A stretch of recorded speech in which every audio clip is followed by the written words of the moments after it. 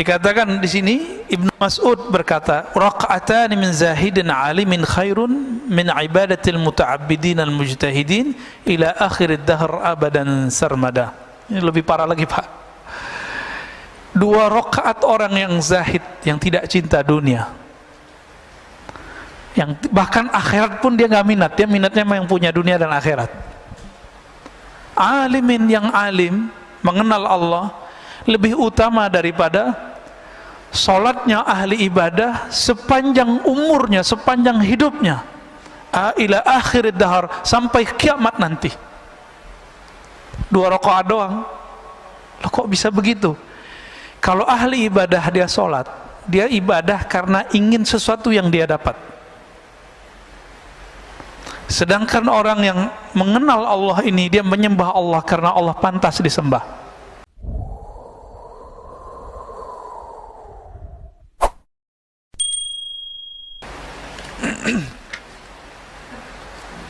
Kita masuk ke hikmah yang 50 berapa nih? 55 ya. Enggak tahu kalau beda kitab ya. Bismillahirrahmanirrahim. Ma qalla 'amalun baraza min qalbin zahidin wala kathura 'amalun baraza min qalbin raghibin. Nah, tadi berkaitan juga dengan apa yang saya katakan barusan. Amal itu bagus karena banyak kuantitas atau bagus karena kualitas? Sepakat? Karena kualitas. Sepakat ya? Baik. Apa kata beliau? Ma qalla 'amalun, tidaklah satu amal Allah nilai sedikit, baraza min qalbi zahidin, jika amal itu tumbuh dari kolbu yang zahid, kolbu yang zuhud. Ciri-ciri kolbu yang zuhud, ketika dia takbir dia merasakan kebesaran Allah, dia nggak ingat dunia lagi, sampai ruku, sampai sujud, sampai assalamualaikum. Ini udah nggak khusyuk, orang lagi ngaji, sholat syuruk. Kira-kira gimana tuh Pak hasilnya? Ya, nggak jelas hasilnya. Kalau ada ustadznya agak tersinggungan, bisa marah-marah dia Pak ngelihat ada orang lagi sholat syuruk. Kecuali ustadznya bisa husnuzon, ya nggak ada masalah. Wala kathura amalun baraza min qalbin raghibin, sebaliknya satu amalan tidaklah disebut banyak jika muncul dari kolbu yang raghib, yang cinta kepada dunia. Ini saya ganti bahasanya sedikit. Ma qalla amalun baraza min qalbin arifin, tidaklah sedikit amalan jika bersumber dari kolbu yang arif, yang kenal kepada Allah. Wala kathura, sebaliknya tidak disebut banyak amal, baraza min qalbin jahilin maridin, jika bersumber dari kolbu yang jahil, tidak mengenal Allah, marid, yang sakit. Ciri-ciri kolbu yang sakit apa? Salat itu adalah alazzu ghazair ruh. Salat itu adalah amalan paling lezat bagi ruh.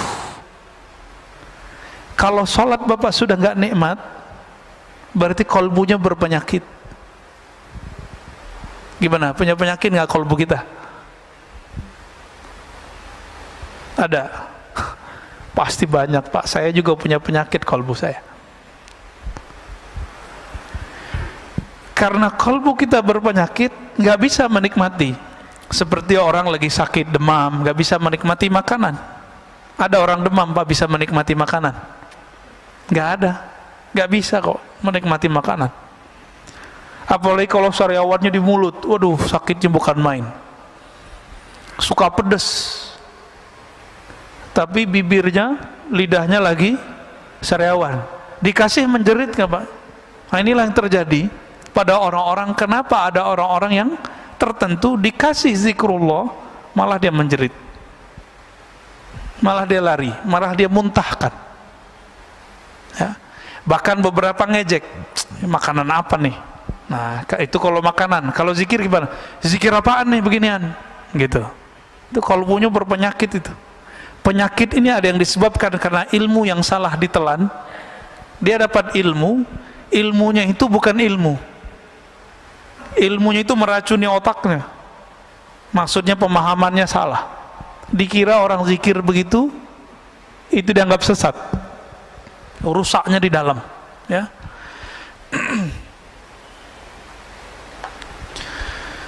Itulah sebabnya ada sebuah hadis dalam Ibnu Majah, satu bab ilmu lebih afdal daripada 100 rakaat ahli ibadah. Satu bab ilmu. Ini kita udah 3 bab nih dari tadi. Ya, udah 3 bab dari tadi. Udah 300 rakaat. Gampang kan? Kalau masuk ke hati insya Allah. Tapi yang penting berkahnya sudah dapat semua, ya, alhamdulillah. Bahkan Imam Syafi'i meriwayatkan lain lagi, 1000 rakaah, satu bab ilmu lebih utama daripada 1000 rakaat. Itu levelnya Imam Syafi'i, ya. Maksud beliau, orang yang mengenal Allah sesaat dia beribadah kepada Allah lebih afdal daripada abid orang yang ahli ibadah 1000 rakaat. Begitulah wali-wali Allah, Pak. Wali-wali ini ada tingkatan-tingkatannya. Semakin tinggi tingkatannya, satu nafasnya lebih afdal daripada 1000 rakaat kita, kalau mereka sudah sampai ke level tinggi. Nabi itu diamnya sudah zikir. Seandainya Nabi itu nggak sholat itu boleh, Pak, seharusnya. Itu kan logikanya Aisyah. Apa kata Aisyah? Wahai Rasulullah, ngapain engkau sholat mulu? Kan engkau sudah diampuni. Apa logika Aisyah? Engkau nggak perlu sholat, wahai Rasulullah. Kira-kira begitu. Sholat sunat loh, ya, bukan sholat wajib. Sholat wajib kan langsung dari Allah, wajib. Apa kata Nabi? Enggak. Afala an akuna abdan syakura. Kenapa aku tidak boleh menjadi hamba yang bersyukur? Maka sholatnya Nabi itu karena dia sudah mengenal Allah, sholatnya adalah sholat syukur. Setiap sholat. Maka kakinya kapalan. Kalau kita punggung kita kapalan, Pak, karena tidur. Jadi Nabi itu sholatnya sholat syukur. Maksudnya apa sholat syukur? Beliau itu merasa sangat berterima kasih kepada Allah, mengemban nur yang Allah pilihkan kepadanya. Sebagai tanda syukur, maka beliau sholat setiap hari, setiap malam. Bahkan beliau sholatnya pun dalam keadaan diam. Jadi Nabi ini sholatnya ada yang sholat fisik, ada yang sholat diam. Apa kata Sayyidatuna Aisyah? Karena Rasulullah sallallahu alaihi wasallam yazkurullah fi kulli ahyani. Rasulullah atau ala kulli ahyani selalu mengingat Allah setiap nafas, setiap detik, setiap saat. Jadi setiap nafasnya itu zikrullah. Kita udah dalam sholat gak ingat Allah. Ini beda sholat kita sama Rasulullah sallallahu alaihi wasallam.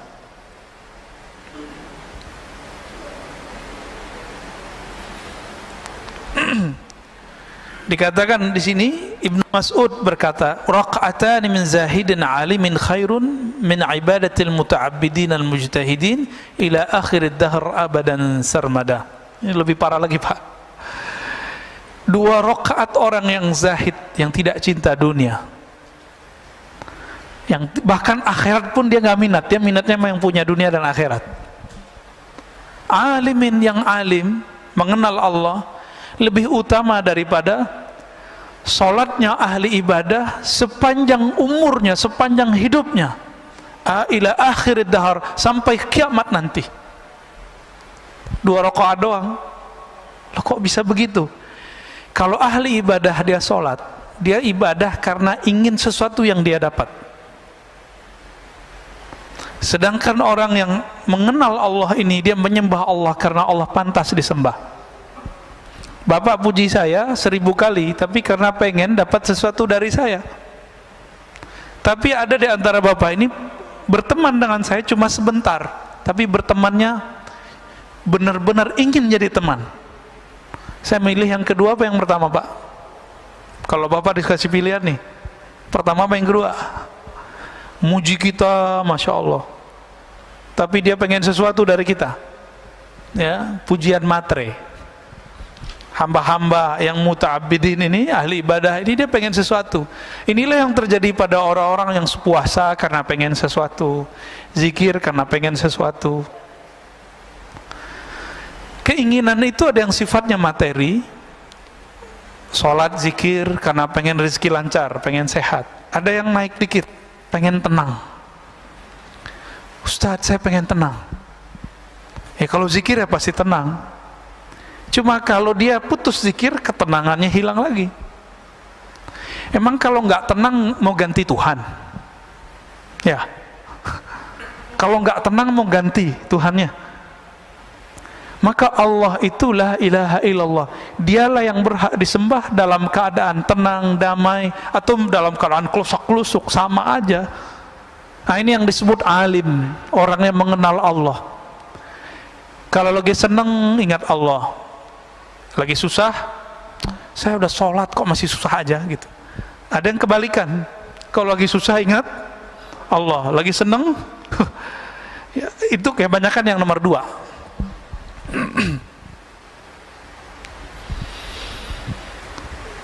Sholawat juga gitu Pak. Orang sholawat sekarang apa? Sholawatlah kamu, kalau ngelihat Pajero sholawat, ngelihat Mercy sholawat, ngelihat BMW sholawat. Biar apa? Biar dapat matre semua. Jadi Nabi ini kan mandang kolbu kita juga, kan beliau sudah masuk ke alam ruhani, maka beliau ngerti isi hati kita. Bahkan di masa beliau hidup beliau mengatakan, uridat alayya a'malu ummati, amal umatku sudah disetor semua kepadaku. Dari beliau hidup sampai beliau mau meninggal semua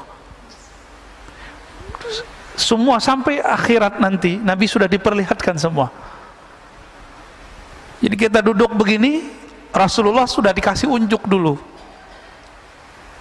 tinggal nanti dilurusin Pak niatnya. Maka kalau setiap kali duduk ngaji, diulang niat di hati, ya Allah, aku ingin belajar karena ingin mengenal Engkau, karena ingin mendekat dan diri kepada Engkau. Itu sebabnya ulama Syafi'iyah selalu mengingatkan orang-orang kalau mau sholat, belakangnya harus ada niat lillahi ta'ala. Ini dibid'ahin sama kawan kita ya, dia nggak ngerti tujuan ulama kita untuk apa. Kalau Nabi mah nggak perlu pakai usoli-usolian, nggak perlu pakai nawaituan. Kalau Nabi, sahabat Nabi nggak perlu, kita perlu Pak, karena niat kita kadang tidak benar kepada Allah Subhanahu wa ta'ala. Kapan hamba-hamba Allah ini menyembah Allah karena Allah itu Tuhannya, bukan karena dia ingin menuhankan dirinya, bukan karena dia ingin mewujudkan hajat dirinya. Kapan itu terjadi? Sesaat saja kita ibadah karena Allah pantas disembah, bukan karena saya ingin ada hajat yang ditunaikan. Saat itulah kita menjadi hamba Allah yang hakiki. Inilah yang disebut zahid, ini yang disebut alim. Ini yang sering disalahpahami. Sayyidatuna Rabi'atul Adawiyah, perempuan yang sangat indah budi pekerti dan ruhaninya. Beliau ini pernah berkalam, kalamnya ini disalahfahami oleh orang-orang yang jahil. Apa kata beliau? Ya Rabb, ma'abadtuka raja'an lil jannati. Ya Rabb, tidaklah aku menyembahmu karena aku harap dapat surgamu. Tidaklah aku menyembahmu ya khaufan min narik, karena takut neraka engkau. Ini dianggap oleh mereka, si Rabi'ah ini sesat. Kenapa? Masa ibadah bukan karena surga? Inilah orang jahil menentang orang yang alim. Di dalam Al-Quran itu ada 2 jenis surga Pak. Surga yang dikatakan oleh Rabi'ah itu surga syahwat, hurain. Ya dia sudah perempuan, dia nggak minat sama hurain. Ibu-ibu ini, akhwat ini bisa coba bayangkan, baca semua kisah di Quran, itu lebih banyak cerita untuk menyenangkan laki-laki, bener nggak? Ini jujur aja nih Bu, jujur. Perempuan disebutkan sebagai objek syahwat di dalam Al-Quran, bener nggak? Kenapa? Karena Nabi yang diturunkan laki-laki, yang mendengarkan waktu itu kebanyakan laki-laki. Maka tidak jarang perempuan bertanya, loh itu hurain, bidadari, kita punya bidadara nggak? Begitu kalau perempuan yang kritis. Pasti ada pertanyaan begitu. Pernah terbersit nggak ini ibu-ibu ini? Enggak ya? Enggak baca terjemahannya berarti ya. Tapi semoga sebagian memikirkan itu. Gimana cara memahaminya? Maka Rabi'atul Adawiyah, karena dia sudah paham, di Quran semuanya begitu. Maka beliau mengatakan, ya Rabb, aku beribadah ke surga, aku ibadah kepada engkau bukan karena surgamu, tapi karena engkau yang mempunyai surga. Surga ini ada dua, ada surga syahwat, ada surga ru'yat, surga memandang. Yang dimau oleh Rabi'ah adalah memandang Allah subhanahu wa ta'ala. Makanya Rabi'ah ketika dilamar oleh seorang laki-laki, itu nggak mau nikah, Pak, karena dikasih pertanyaan sama dia. Jadi maharnya dia adalah pertanyaannya bisa dijawab nggak. Berat kalau ketemu Rabi'ah. Saya mungkin nggak lolos, Pak. Saya ketemu Rabi'ah mungkin mental 7 kali lipat kali ya. Pertanyaan dia satu aja. Ada yang tahu pertanyaannya apa? Nih satu riwayat ya. Jika aku menikah denganmu, kamu bisa jamin nggak nanti aku bisa bertemu Allah? Kira-kira itu, Pak. Mana ada suami bisa begitu, Bu? Gak ada. Benar nggak nih para suami yang jomblo-jomblo? Udah ketemu Allah belum? Belum ya? Disitulah beratnya. Maka Bapak Saudara makan Allah, Rabi'ah ini dia surganya bukan lagi surga syahwat, surganya surga ru'yat. Apa arti ru'yat? Memandang Allah. Itu yang dia mau. Apa gunanya masuk surga, kata Rabi'ah, tapi nggak ketemu yang punya surga. Bapak saya fasilitasi di satu tempat. Tempat itu villa punya saya, tapi saya nggak mau ketemu, Pak. Datang lagi, saya nggak mau ketemu. Udah makan aja, tidur aja, tapi nggak mau ketemu. Awal-awal senang, lama-lama pengen ketemu nggak? Penasaran nggak? Penasaran. Itulah yang terjadi kepada ahli surga. Maka nanti pencarian ma'rifatullah, mau mengenal Allah, tidak berakhir dengan kematian. Nanti berlanjut nanti di surga. Maka di surga apa kata Nabi? Ada sekelompok orang, laisu minal anbiya wala minas syuhada. Mereka bukan para nabi, bukan juga para syuhada. Tapi yaghbituhumul anbiya wa syuhada. Tapi para nabi, para syuhada itu ghibtah kepada mereka, iri kepada mereka, iri yang positif. Heran, loh kok mereka dapat posisi ini? Bukan berarti posisinya lebih tinggi dari para nabi, tidak. Lalu kemudian Allah ditanya, ya Rabb, itu siapa ya Rabb? Yang tanya pastinya para nabi. Apa jawaban Allah Ta'ala? Mereka itu adalah orang yang saling menyayangi biruhillah, karena ruhullah. Ruhullah itu adalah cinta dan rahmat Allah Subhanahu wa Ta'ala. Bukan karena harta yang mereka bagi, bukan karena syahwat yang mereka punya, tapi karena ruhullah. Siapa yang cintanya karena Allah itu, inilah yang mereka nanti Allah bawa dengan kecepatan cahaya, ala nurin ya min rabbih. Jadi nanti kalau kita beruntung, Pak, nama kita soalnya sudah ada di neraka, sudah ada di surga. Nih nama Bapak ini ada di neraka, Fulan bin Fulan ahlun nar. Di surga juga ada. Tinggal kita lagi bayar kredit surga atau bayar kredit neraka, atau mau dibayarin cash nggak? Mau dibayarin cash, ada pacarannya. Apa kata Nabi? Man qala la ilaha illallah dakhalal jannah. Siapa yang mengatakan la ilaha illallah, di hadis Imam Bukhari dikatakan min qalbihi au nafsi, dari dalam dirinya, betul-betul lisannya sama dengan di dalam kalbunya. Lisannya baca la ilaha illallah, kalbunya mengatakan aku tidak menyembah kecuali hanya kepada Allah, aku tidak bergantung kecuali hanya kepada Allah. Nggak bergantung ke vaksin, Pak. Kita vaksin aja, tapi jangan bergantung kepada vaksin. ya. Yang bikin vaksin juga lagi tengkar, Pak. Ya benar nggak? Ya semua kalau udah dipolitisasi, masya Allah, ya begitu jadinya. Negara di mana-mana, bukan di Indonesia aja, di mana-mana ini sekarang lagi politisasi, karena ini bisnis yang luar biasa. Ini bikin kita terganggu kadang-kadang ibadah kita. Bapak saudara makan Allah, kita lanjut ke hikmah yang 55. Ini agak maraton nih, biar banyak dapat hikmahnya. Kenapa ada orang amalnya bagus, dan bagusnya itu tertata rapi gitu, nggak ujuk-ujuk bagus tiba-tiba enggak. Ternyata beliau sudah menyebutkan itu terjemahan dari apa yang di dalam rohaninya. Kata beliau radhiyallahu ta'ala anhu, husnul a'mali nata'iju husnul ahwal, wa husnul ahwal min at-tahaqquq fi maqamatil inzal.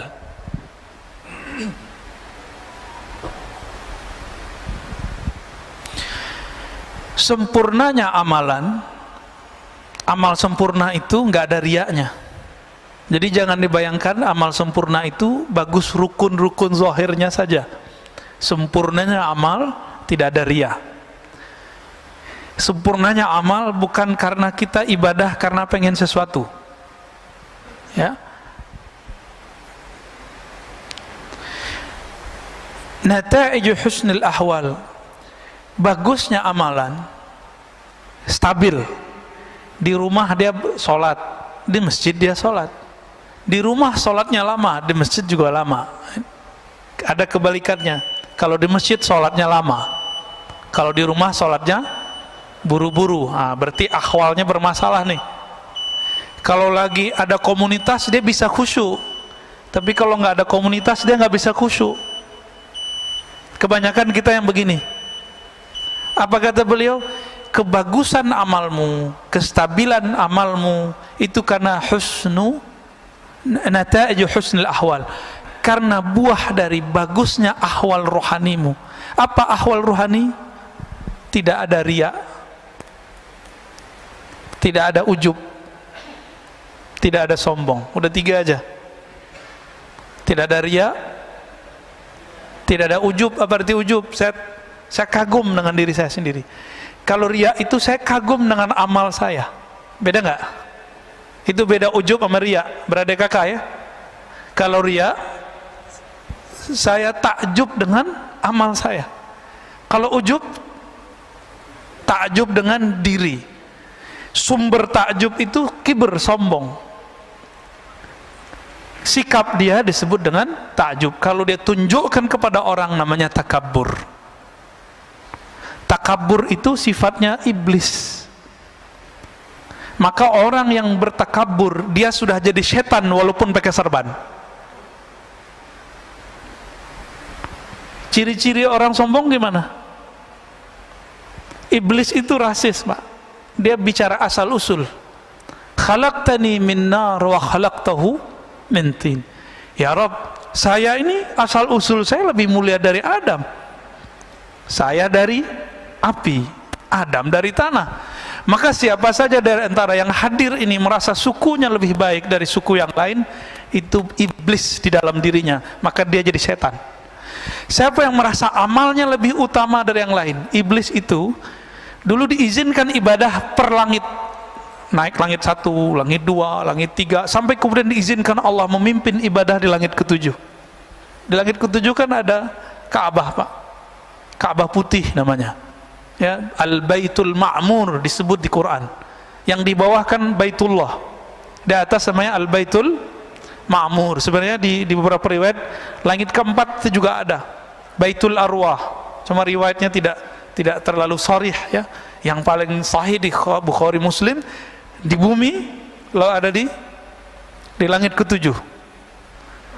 Nabi Ibrahim lagi di sono, Pak. Nabi Ibrahim lagi di sono. Maka kalau ada orang ngaku naik ke langit nggak ketemu Nabi Ibrahim di langit ke-7, bohong dia. Ya. Banyak ya, ada beberapa tokoh-tokoh spiritual belagu ngomong, saya nyantri di langit sekian tahun. Cek aja, ketemu gak ente sama Nabi Adam di langit pertama? Ketemu gak ente sama Nabi Isa di langit kedua? Kalau enggak, halu. Banyak orang halu itu hari ini. Serban bukan jaminan orang punya tingkatan tinggi. Kan nggak ada hadis sahih mengenai keutamaan serban orang yang tinggi. Tapi kalau habaib emang disunnahkan pakai serban, Pak, supaya tidak salah lihat, terutama kalau dia guru. Begitu dalam fatwa ulama-ulama Hadramaut. Jadi jangan suuzon juga kalau ada habaib pakai serban, ya. Itu dia lagi jaga nasabnya itu. Perintah dari guru-gurunya di Hadramaut, ya.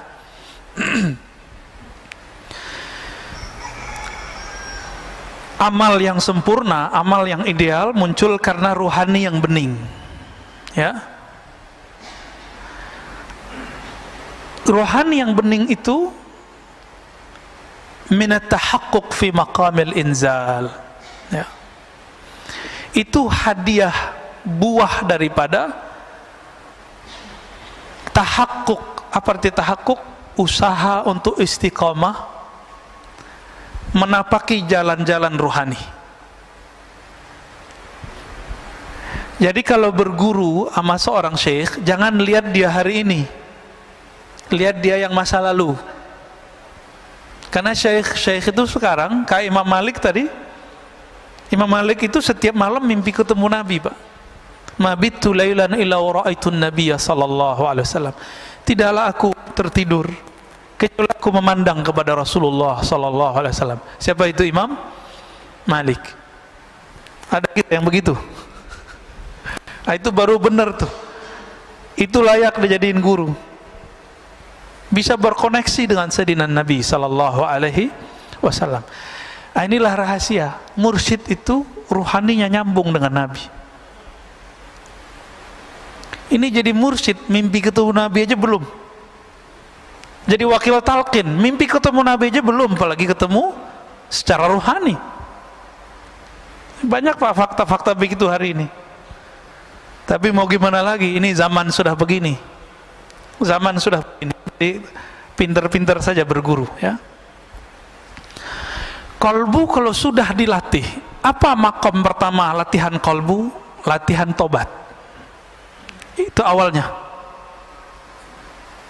Jadi orang ini dia sudah bertahun-tahun dia tobat. Itu sebabnya para masyaikh kita dulu punya amalan namanya sholat sunnah taubat. Dibid'ahkan lagi sama kawan kita, ya. Nggak paham juga dia. Atau minimal kalamnya kalam tobat. Nah, tobat ini kan dibagi lagi, Pak. Ada tobat orang awam dari dosa yang zahir. Kalau tobat anak-anak salah minum, ya. Kalau lagi puasa begini anak-anak gimana? Terganggu gitu sama makanan. Terganggu gitu kalau ada anak kecil yang lain di bawah dia yang berbuka. Nih saya mau tanya nih, Pak. Kalau ada di sini orang buka restoran, buka, Bapak terganggu nggak? Terus perlu ditutup nggak? Serius loh, ya. Ada warteg buka siang nih. Nih saya nggak ngomong hukum syariat dulu, hukum rohani. Bapak terganggu nggak? Loh Ustadz, kita harus tegakkan hukum. Loh, di antara ibu-ibu ini di rumah kalau Bapak punya istri, ada yang lagi haid nggak? Nggak masak, butuh makan, nyari kemana? Ya nyari ke warteg kayak gimana kayak itu. Jadi kita tuh nggak usah sibuk mikirin orang, kayaknya agama kita paling bener, mau amar ma'ruf nahi mungkar, tapi kebelinger di situ. Emang Bapak Ibu ini masih terganggu kalau ada orang masak depan kita? Ini kan lucu, ya, sweeping, ketemu di warteg orang makan, lagi makan tempe. Lah untuk apa itu diberitakan? Ini politisasi aja, Pak, ya. Saya nggak suka berita-berita begitu. Ini saya mau nanya lagi, Bapak terganggu nggak kalau saya makan minum di sini? Oh, bener itu dah. Terus untuk apa itu dibuka? Apa ditutup, di sweeping? Nggak perlu, biarin aja mereka pakai adab, ya. Jadi kalau mau bukain jam sekian, bilang gitu, ya. Buka jam 12 kayak gitu. Tutup depannya. Nggak perlu pakai sweeping, Pak, kalau orang udah puasa. Tapi kalau anak-anak, iya, anak saya itu bawa teman-temannya di depan rumah. Si bocah yang bontot tiba-tiba bawa roti ada coklatnya, makan depan mereka, kabur Pak semua anak-anak itu. Apa kata mereka? Aduh puasa gue nih parah nih adekmu apa gitu. Itu puasa anak-anak, di depan saya masih anak-anak kan nih. Nah ini kita kalau ngomong hikam Pak ya. Tapi kalau pemerintah mau memutuskan misalnya tutup, ya gak apa-apa juga, gak masalah juga Pak sebenarnya. Tapi kalau Bapak masih terganggu, ya salam ya, puasa anak-anak berarti ya. Jadi apa yang harus dilewatin untuk tahapan pertama? Taubat anak kecil dari yang fisik tadi. Taubatnya orang awam dari hal-hal yang zahir, dosa mata, dosa telinga. Maka kalau orang awam sudah nggak dosa mata, nggak dosa telinga, nganggapnya sudah suci. Jadi mereka bingung, kok habis assalamualaikum masih ada istighfar, padahal dia lupa di dalam sholatnya dia tidak ingat kepada Allah Subhanahu wa ta'ala. Ini perlu diistighfarkan nggak nih sholat yang begitu? Inilah rahasia Rabi'atul Adawiyah mengatakan, astaghfirullah fi istighfari, atubullah fi taubati. Aku minta ampun kepada Allah karena istighfarku tidak benar. Aku bertobat kepada Allah karena sholatku tidak khusyuk. Ada nggak yang pernah begitu Pak? Supaya sholat kita pas naik ke atas kan mau dilempar lagi, nggak khusyuk, lempar. Tapi karena kita tutup, astagfirullah ya Allah, sholatku tidak khusyuk, diberi syafaat, naik juga Pak ke atas. Allah kan maha pengasih, maha penyayang. Kita berusaha khusyuk, belum khusyuk ya nggak apa-apa, yang penting kita ngaku tidak khusyuk. Mau nggak ngaku nggak khusyuk? Itulah tobat level 2, taubat ruhani. Taubat apa? Taubat ruhani. Batinnya merasa kurang bener nih, nah ini aja Pak dibenerin, level 2 ini coba dipakai, nanti bagus tuh amalannya. Nanti Bapak gampang nangis kalau zikir, sholat aja gampang mewek Pak. Ini kalau nggak pakai kitab saya udah nangis dari tadi nih ya. Kenapa saya ngajar pakai kitab? Bukan karena gagah-gagahan pakai kitab, bukan. Ini cara saya untuk menahan diri, karena kalau mau nangis setelah kitab hilang nangisnya Pak. Alhamdulillah ya. Guru saya ada beberapa, itu kalau sudah bahas bab begini, nggak ada kitab ataupun ada kitab nangis terus. Untungnya saya kalau ngeliat kitab langsung berubah. Ya alhamdulillah, karena akalnya balik lagi. Kalau nggak cuma rasa yang muncul, kalau rasa lebih dominan dari akal pikiran kita, kita bisa nangis setiap saat. Sujud nangis, ruku nangis, takbir nangis. Ntar orang-orang bilang, ini kenapa ini nangis? Ada Syekh Shinqiti, guru dari Syekh Salih Al-Maghamisi di Madinah, ngajar ba'da maghrib sampai isya, karena ada majelis biasanya di Masjidil Haram, di Masjid Nabawi.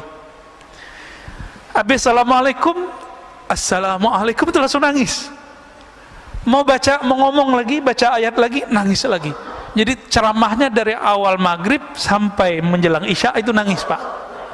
Mau ngomong lagi nangis lagi, mau ngomong lagi nangis lagi. Nangislah semua orang yang di depan. Begitu mereka kalau ahwal rohaninya datang. Kenapa ahwal rohani yang bening itu tumbuh?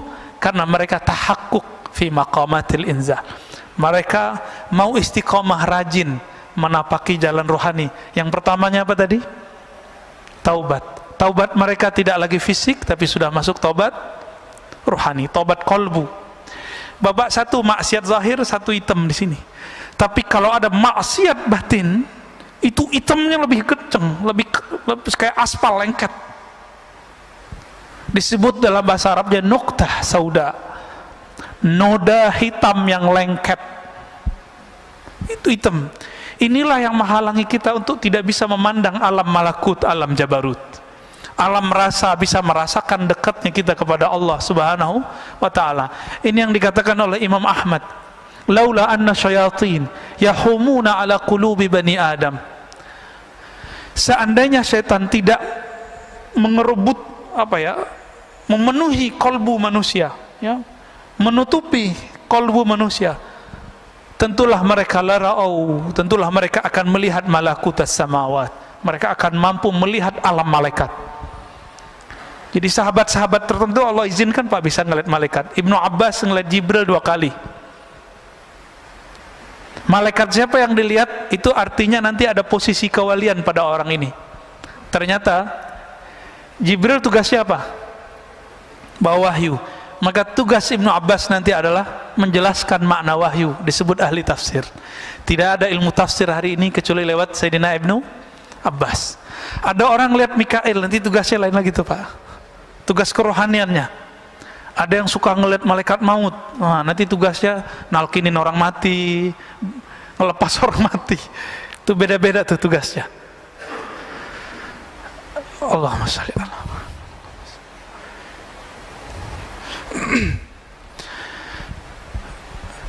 Oleh karena itu Bapak Saudara Allah, seandainya Allah bersihkan kalbu kita, mungkin tidak ada hari kecuali kita menangis di hadapan Allah Subhanahu wa ta'ala.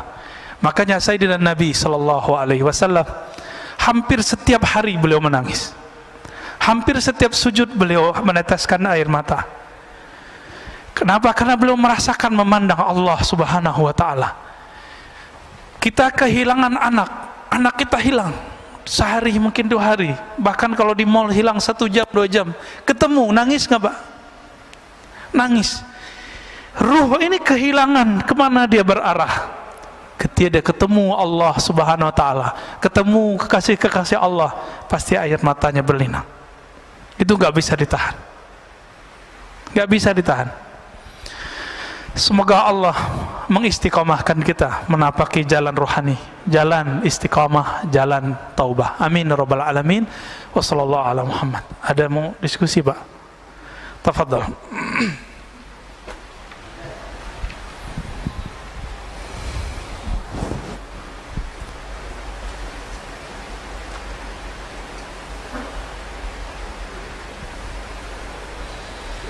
Bagi yang ingin bertanya mengajukan tangan.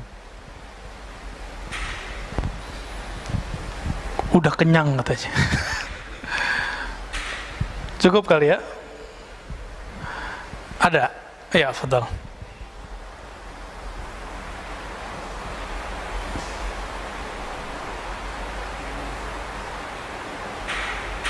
Assalamualaikum warahmatullahi wabarakatuh. Assalamualaikum warahmatullahi wabarakatuh. Mohon maaf Ustadz, ini ada 3 pertanyaan.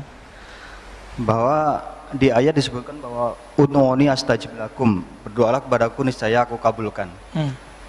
Ini seolah-olah bahwa ibadah itu adalah transaksional. Sedangkan untuk level orang yang bukan anak-anak lagi kan seharusnya ini udah pengertiannya udah tidak seperti itu lagi. Tapi di teman kita bilangnya bahwa lah dalilnya seperti ini. Iya. Seperti itu. Itu yang pertama.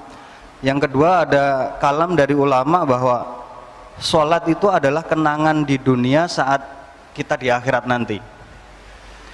Terus bagaimana dengan kaidah sholat yang mohon maaf ini sangat cepat gitu.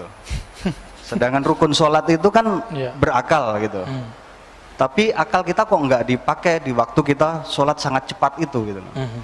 Terus yang ketiga yang terakhir ini adalah makna simahum fi wujuhihim. Tanda di jidat itu sebenarnya ada tanda secara fisik atau bagaimana Bapak Nabi nanti mengenali kita di waktu kita di akhirat nanti? Itu cahaya atau bagaimana? Makasih. Assalamualaikum warahmatullahi wabarakatuh. Yang pertama, apakah ibadah itu transaksional? Tergantung yang menafsir. Ahli tafsir ini dia punya alat secanggih apa di dalam kolbunya, maka penafsirannya akan bergantung dengan secanggih apa rohaninya. Kalau kolbunya kualitas karyawan, kamu kerja, kamu digaji. Bahasa Arabnya maqamul ummal, makom para pekerja. Kamu lembur dapat tambahan. Ini makomnya siapa? Ummal. Jika si ustadznya menafsirkan kolbu dia baru makom seperti itu, maka dia akan bilang apa? Doa itu, ibadah itu transaksional. Doalah kepadaku, pasti aku jawab. Itu terjemahannya.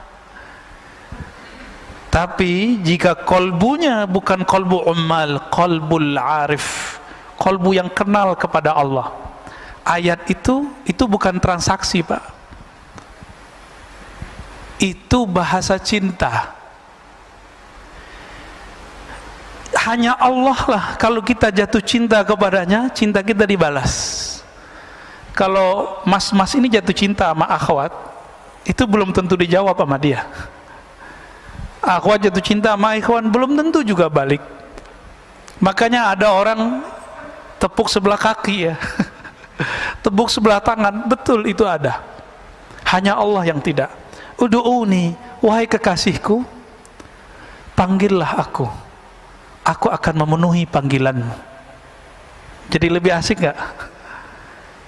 Rinduilah aku lebih dulu merinduimu. Fazkuruni azkurkum, sebut aku sebut kamu. Lebih dulu Allah nyebut kita atau kita nyebut Allah, Pak? Kalau ahli zahir bilang kita dulu yang nyebut Allah, kan ayatnya fazkuruni, sebut aku. Azkurkum, aku akan sebut kamu. Bukan. Lebih dulu Allah apa kita? Allah. Maka Allah lah yang awal memanggil kita ke dalam kolbu kita, baru kolbu kita memanggilnya.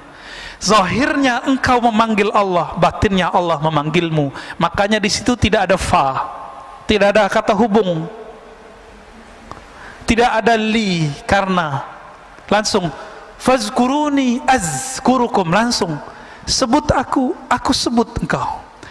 Dalam sebutanmu kepadaku, aku menyebutmu. Dalam sebutanmu kepadaku, aku memanggilmu. Jadi kapan Allah memanggil kita, Pak? Kalau kita memanggil Allah.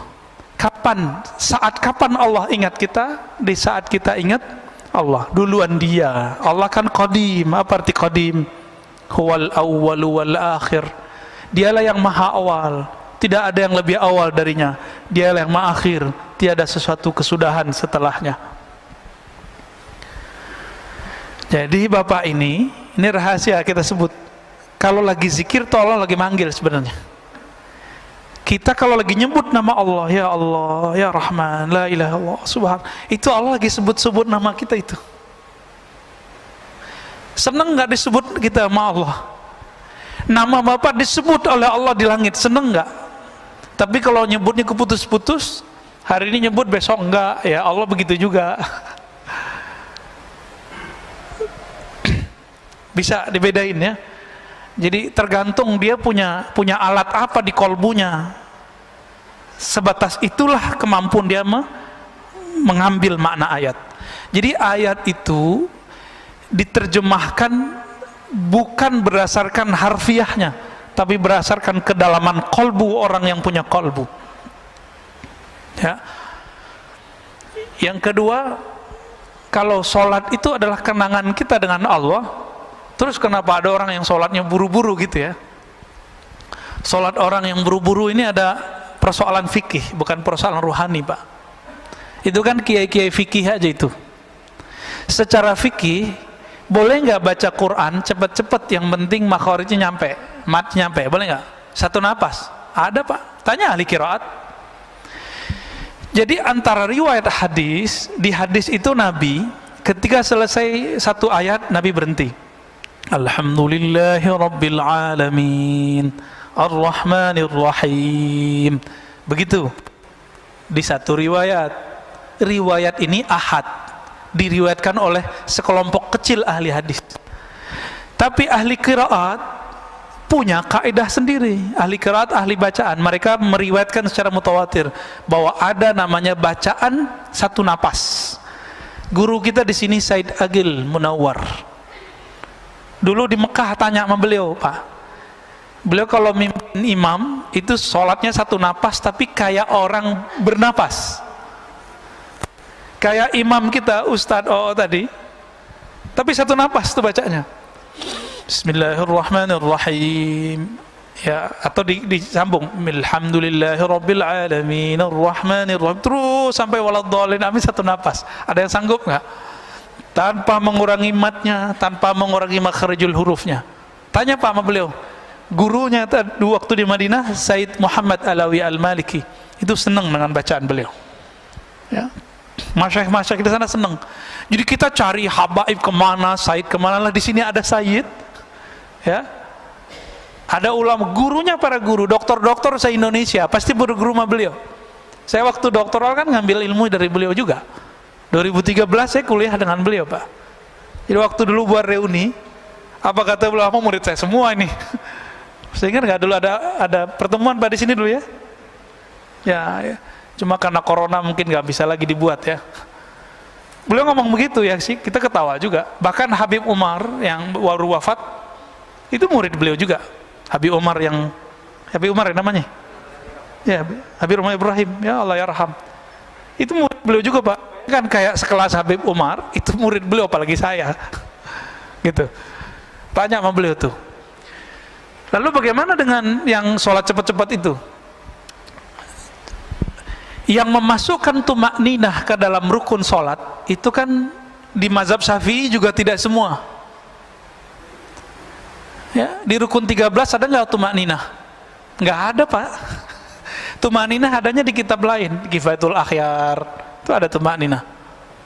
Ya, karena dia tidak memasukkan tumakninah, maka bagi mereka jadi udah 7 menit beres, 23 rakaat lagi, Pak. Ya, kita nggak usah mempersalahkan 23 rakaat dengan konteks itu kan beritanya yang gede. Kan banyak di dunia ini, di masjid-masjid kita 23 rakaat tapi bacaannya standar, ada kan? Bapak kan nggak tahu, di Mekah itu kan banyak masjid, itu banyak masjid-masjid kecil itu pakai alhaakumut takatsur, Pak, 20 rakaat sampai qul a'udzu binnas, alhaakumut takatsur, setelah itu qul huwallahu ahad. Persis sama kayak di pesantren-pesantren, di surau-surau lama, di masjid-masjid jadul. Masih ada nggak di Jakarta sekitar yang begitu? 23 rakaat dimulai dengan alhaakumut takatsur. Ya alhamdulillah. Kita kan taunya yang sekarang di Masjidil Haram doang, piknik sesekali. Ya, kalau nanti masih ada umur, nanti dibuka umroh lagi bulan Ramadan, sesekali sholat di masjid sekitaran Mekah. Cari, Pak, ada ketemu ntar. Ya, taunya yang Masjidil Haram doang ya. Taib. Yang terakhir apa tadi saya lupa. Oke, bagus. Simahum fi wujuhihim min athari sujud, akhir dari surah Al-Fat. Dalam tafsir Imam Tabari, tafsir Imam Salafus Saleh, beliau mujtahid mutlak tapi tidak keluar dari mazhabnya dan masih bermazhab Syafi'i. Apa kata beliau? Simahum fi wujuhim itu adalah al-khusyu', pancaran bekas kekhusyuan di wajah. Gitu. Ini secara rohani. Secara fisik bagaimana? Ya mungkin sebagian ada yang jidatnya hitam, ya nggak apa-apa. Tapi kata sima itu menunjukkan karakternya tidak hanya sampai di fisik, tapi tembus sampai ke batin. Maka bapak-bapak yang jidatnya hitam ini tanggung jawabnya berat, Pak. Harus menyelaraskan zahir jidatnya yang hitam dengan batinnya yang sujud. Karena jidatnya kelihatan kayak orang sujud, batinnya harus sujud juga. Ya, yang punya jidat hitam itu berat tuh, Pak, yang punya jidat hitam tuh ya. Hati-hati. Bisa riya nanti. Ya. Bisa juga tambah takut kepada Allah. Ya Allah, jidatku udah hitam tapi sujudku nggak khusyuk-khusyuk. Oh, itu merasa hina kita di hadapan Allah. Jadi makna yang tepat gabungan dari dua-duanya. Zahirnya ia bertanda, batinnya ia beraura. Itulah aura orang-orang yang tadarru', orang-orang yang khusyuk. Cukup ya? Ada lagi? Oke, baik. Fadal. Assalamualaikum warahmatullahi wabarakatuh. Terima kasih. Semoga Pak Ustadz dan jamaah semua diberi kesehatan. Amin, amin. Ini Pak Ustadz, bab kita untuk mencari guru yang mungkin yang zobatul irodah yang berguru ingin jadi murid, Pak Ustadz. Ini gimana kita dengan kondisi sekarang kita cari yang memang dasarnya kita dapat itu benar-benar yang kita di bab pertama yang Zobatul Iradah itu Ustaz. Itu aja.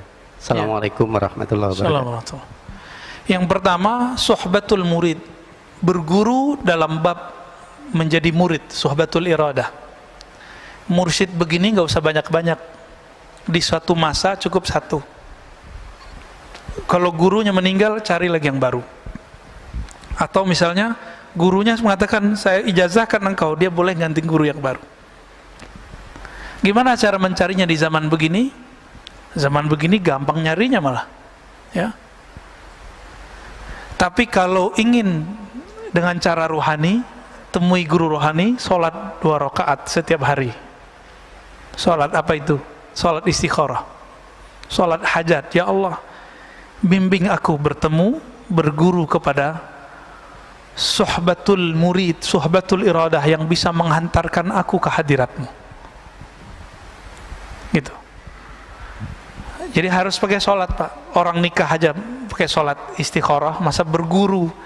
Berguru ini urusannya langit, bumi, dunia, akhirat. Kalau kita menikah kan bumi aja, dunia. Tapi kalau berguru urusan kita dunia, akhirat, mesti pakai istikharah. Dan yang kedua, musyawarah, ya. Harus bermusyawarah. Nah, ini banyak sekarang muncul orang mengaku dirinya mursyid, atau dianggap oleh muridnya mursyid.